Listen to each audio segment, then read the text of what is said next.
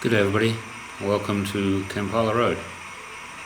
Today I want to talk about this locomotive and whether it is actually what it appears.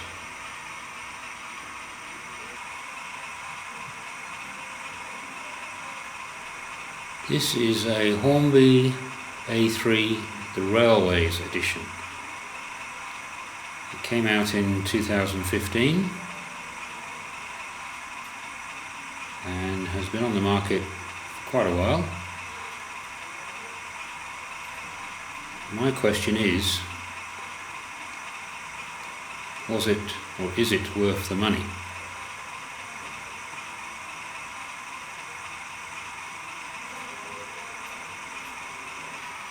So what am I on about?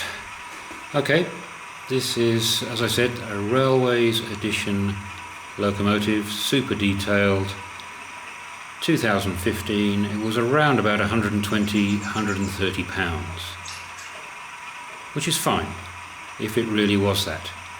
And I may be wrong here, and I'm happy to debate this. Before I go into pricing and tell you why I feel I didn't get value for money, let's just have a look at this loco and compare it to some others that were on the market at the time. So casting our minds back to late 2015, 16, early 16, as you can see, she is very nice, and nice paintwork, nice appearance. She has got the more detailed bodywork than the railroad range, and you know, it's the bread and butter, isn't it, of Hornbys, the A1, A3s. And I was very excited about getting this because this is the only A3 I've got other than the Flying Scotsman. Now, I bought this a couple of years ago and got it out of the box about a month ago, and she wasn't running particularly well, so I pulled it apart, and that's where I got my shock. What I want to do is just give you an idea of what else was on the market at the time in a similar category. So here we have the Railroad Flying Scotsman. I bought this early 2016. Sure, it doesn't have the detailed bodywork that Minoru has, but I bought this from the Hornby shop for £45, remembering that Minoru, beginning of 2016, was around about £120. Now, towards the middle and end of 2016, this locomotive was on sale at the box shifters for I think £96, but I have the catalogue, so we'll have a look. What else could you get for £96? Well, I bought this locomotive for £69 in the middle of 2016. It is the very well-known Railroad A4 Gadwall. She was on sale £69 with sound. Another loco bought at that time, mid-2016, Helmington Hall, £59. And I've done a review or a look-see of this loco, and those people who have the Hall class railroad will realise what a good loco it is. And just to show that Minoru was railway range, there is her packaging. Very nice too.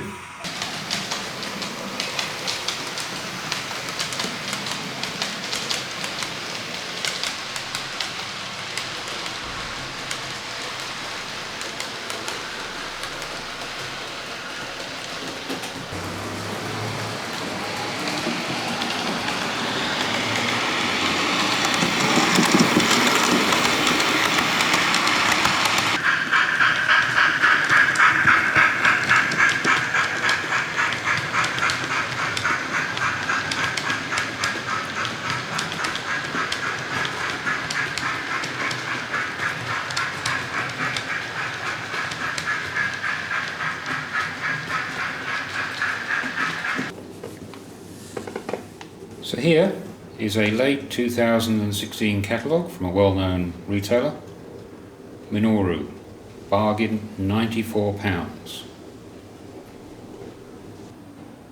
Same catalogue, Flying Scotsman NRM, £124, so again discounted.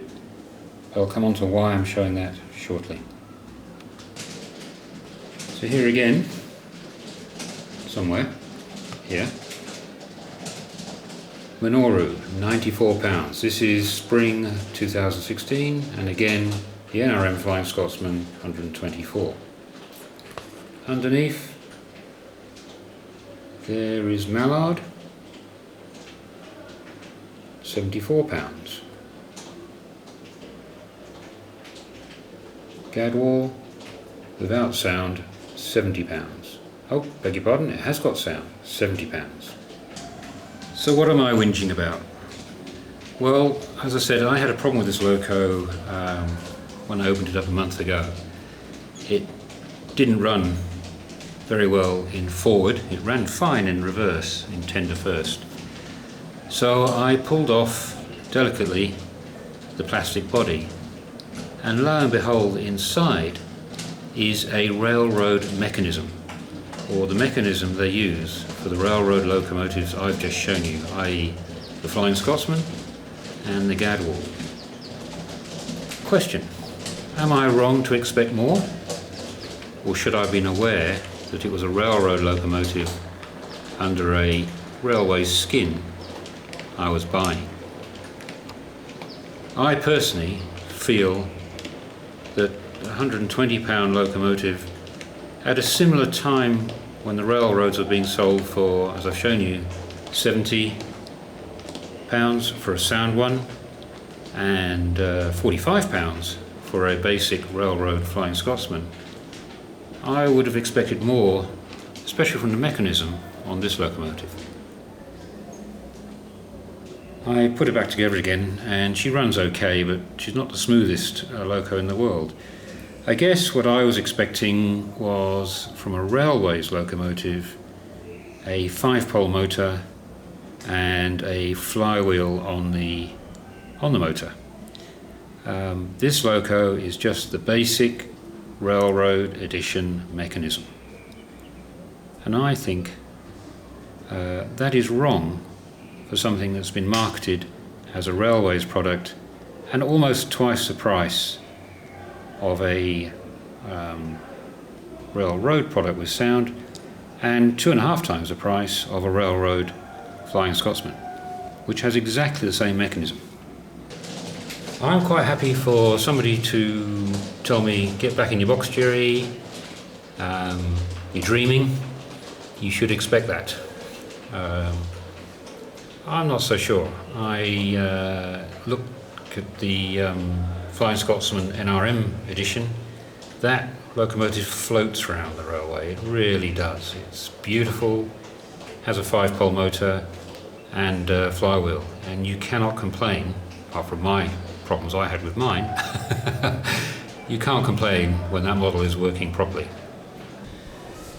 Now, on the other side of the coin, this locomotive does operate reasonably well. It will pull a heavy train, it has tender pickups, it does the job.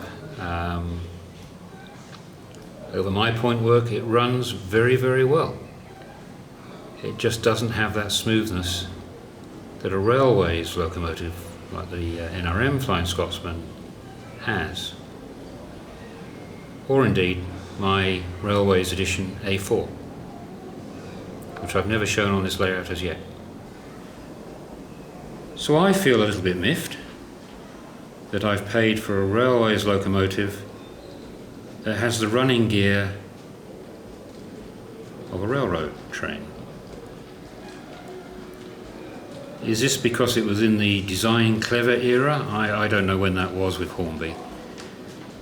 Or is it trying to be smart and basically upsetting people like me who check these things out? So I'm happy to debate this in the comments below.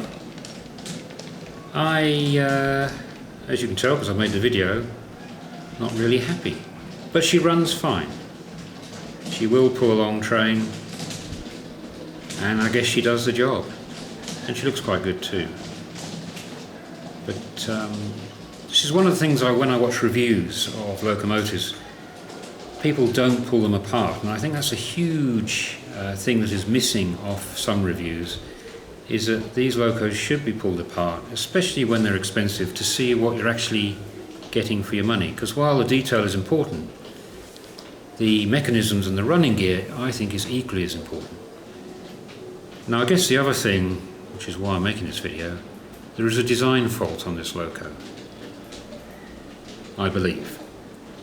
She is designed for TTS sound in the tender. And if you know what I'm talking about, and if you don't, there is a bracket inside this tender that holds the speaker around about here. I'll get my fat finger out of the way. Around about here. And then you can sit the decoder here. The false bottom of the tender cuts across. I believe they've misdesigned this and misjudged the space required for the TTS speaker. You cannot get the tender back on when you have a TTS speaker sitting in the correct location. You can see the gap here. I'll get a bit closer, you can see how bad it is. So there's a significant gap back of the tender here. See, I can get the screwdriver in. Now I thought I was going mad. I thought this can't possibly be. What a fool I was. So I jumped on the internet and had a search to see what the solution was, or if anybody else had the problem, and sure enough I found a number of threads on forums with people who had to cut and slice the tender to get this to fit in. So she does have TTS sound. I might have to if I want it to look normal. But that's another issue with this loco. She does have presence. She does look good. I love the oldie worldy tender on the back. I don't know what it is. But a little bit disappointed with the running mechanism, as you can tell. So, what are your thoughts? When you buy a railways locomotive, should you get a decent mechanism, or are you happy to pay for the railroad mechanism that goes in it, and they pump up their margins, and that's the way they make money? So I could be wrong, but I feel a little aggrieved.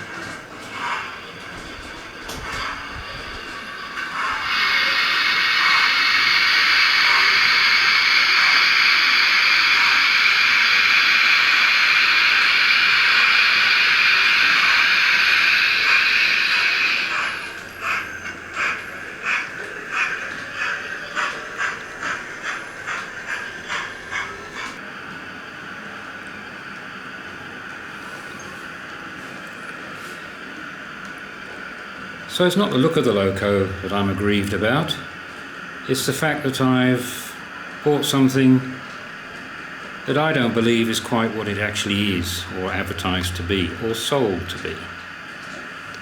The reason I brought the Flying Scotsman NRM edition up is she does have a 5-pole motor with flywheel and 124 pounds.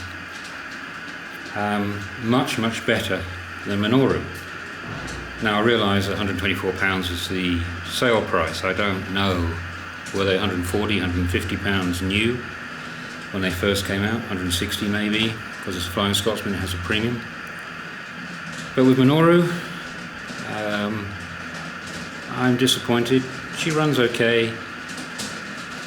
But I think certainly when I buy a locomotive, a steam locomotive, I check it's got tender pickups, because the improvement over a loco that doesn't have it is immense. But how do we check what mechanism we're getting? Are we getting a decent motor? Are we getting a crappy motor? I think the mechanism, this is decent, but I don't think it's good compared to the locomotive behind. I want to keep this short, so I'll just do a couple of running shots with her going around the layout. But happy to hear your thoughts. If you're happy to buy a premium locomotive with cut price mechanism inside, if you knew it was a cut price mechanism inside, would you buy that premium locomotive? All those sort of questions. But I know what I'll be doing from now on. If there is something that comes out, I'll be asking a few more questions about what's under the skin. Is it mutton dressed as lamb?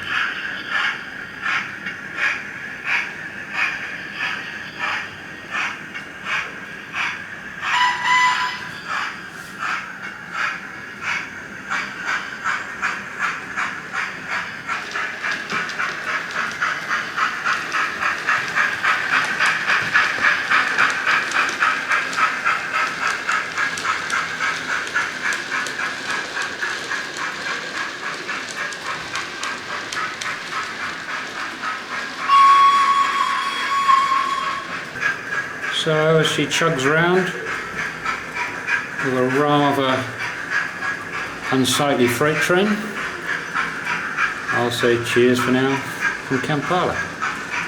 Thanks very much for watching and take care. Cheers for now.